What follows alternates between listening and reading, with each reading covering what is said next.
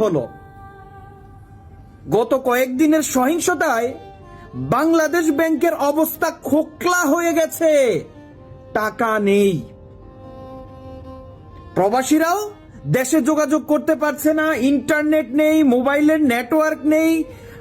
এক একটা প্রবাসীর মনে কতটা হাহাকার, কতটা যন্ত্রণা। সেই যন্ত্রণা নিয়ে প্রবাসীরা রেমিটেন্স পাঠাতে পারে নাই এই গত এক সপ্তাহ।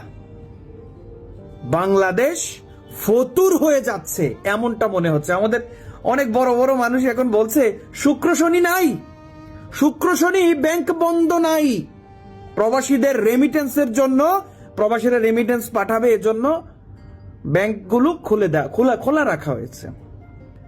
আপনারাই তো বলতেন যে প্রবাসীরা বাংলাদেশের জন্য প্রবাসে যায় নাই, প্রবাসীরা গেছে তার পরিবারের জন্য। প্রবাসীরা